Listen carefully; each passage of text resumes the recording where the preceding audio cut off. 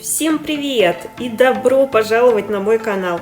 А мы продолжаем роспись ноготков в стиле Дисней «Алиса в стране чудес». И сегодня, как я и обещала, рисуем котика Чешира. Но вначале мои извиняшки. В общем, каюсь, мои дорогие, я забыла включить камеру и не записала первое видео, с чего начинать, самое важное. Поэтому я отрисовала схему на планшетке на чистом листе, а потом повторила на фото с ноготком.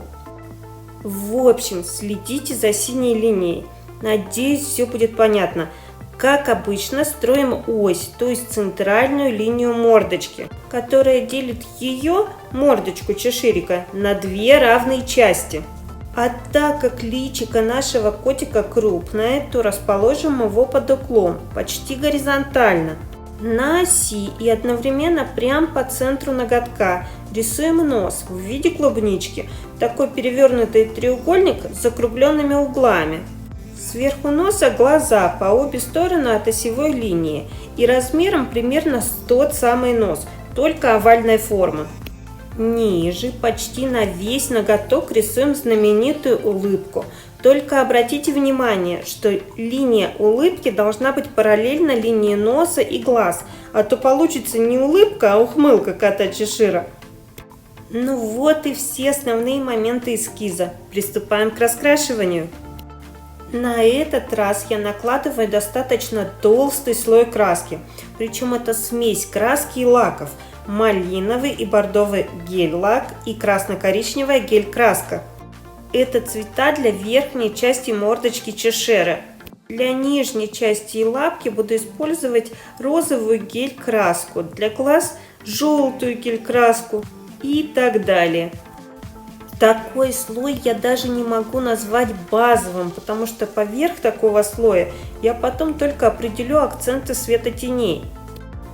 Поэтому назову его как первый, и он же основной слой цвета. Только просушиваем такой слой не 1 минуту в лампе, а 2.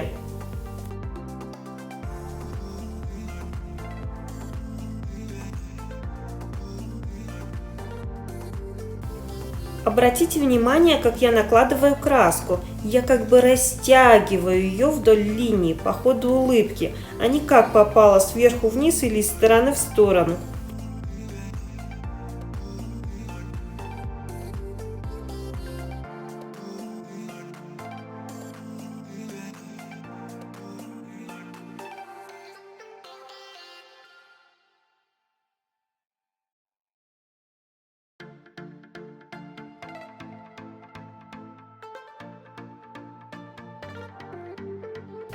Видите, какой у нас толстенький слой получается?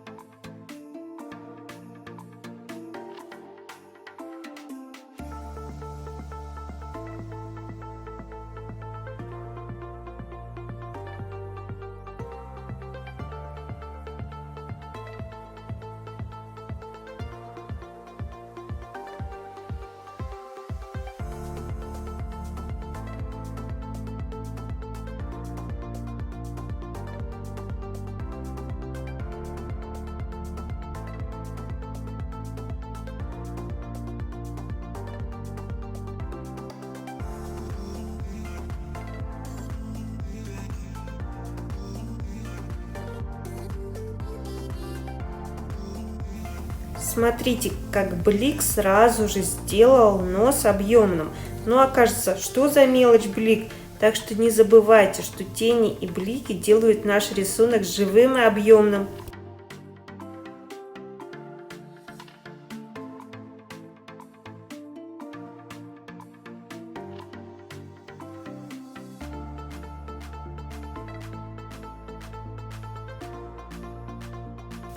Старайтесь сделать линии контура тоненькими, так рисунок будет более опрятным.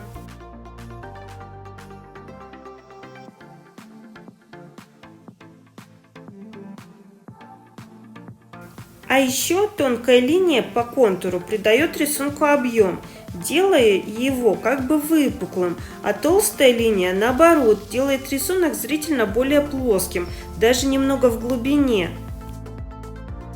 Кстати, контур чеширика я делаю темно-фиолетовой гель-краской.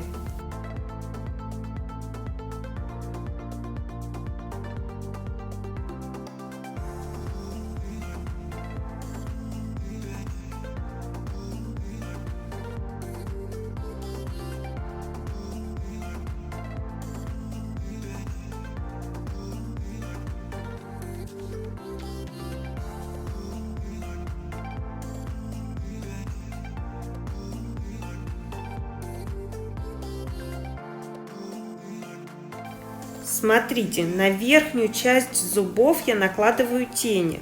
Вы должны понимать, какие бы ни были белые зубы, они находятся за губами, следовательно, глубже, поэтому немного их затемняем. Так что никогда не будем рисовать зубы просто идеально белой краской.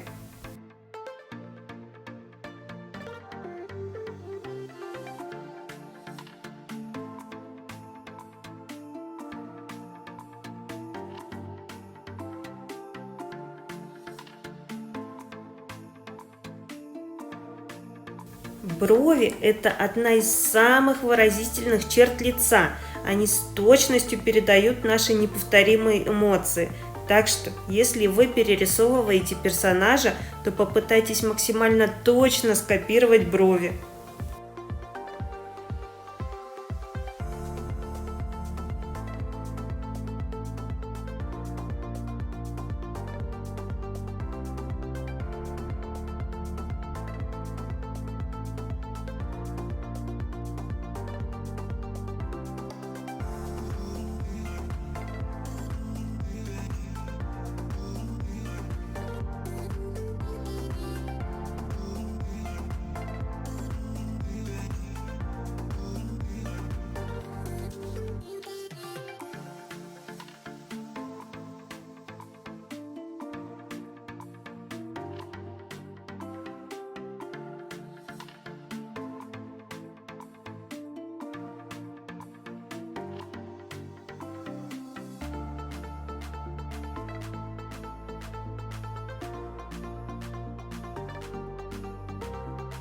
Когда будете прорисовывать зубки, смотрите, чтобы линия зуба не совпала с центральной линией под его носиком, иначе будет ощущение, что его рот открывается еще и по вертикали.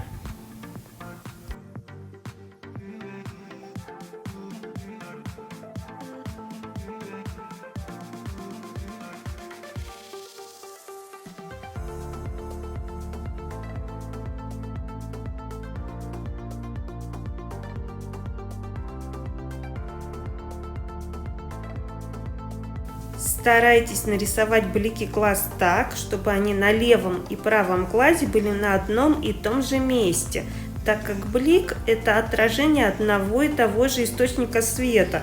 Он не может на одном глазе отражаться сверху, а на другом, допустим, снизу.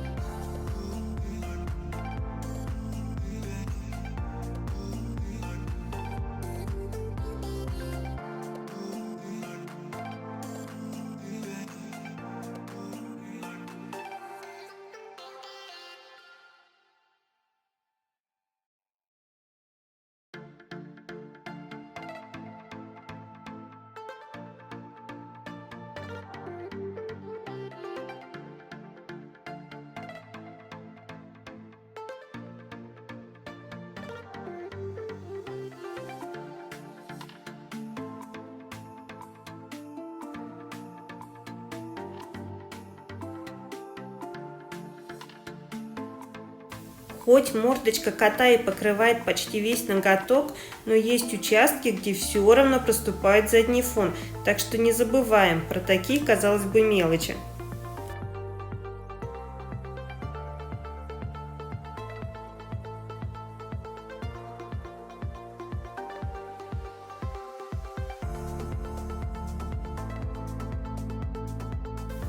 Кстати, кто не смотрел предыдущее видео про Алису, то ссылочку я оставлю в описании.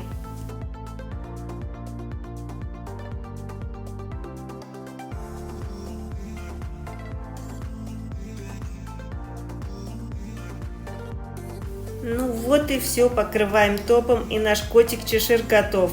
В следующем видео будем рисовать белого кролика, так что не забудьте нажать на колокольчик, чтобы не пропустить. Комментируйте, ставьте лайки и, конечно, кто не подписался, обязательно сделайте это прямо сейчас. А я с вами прощаюсь на сегодня. Всех люблю, всем хорошего настроения и пока-пока!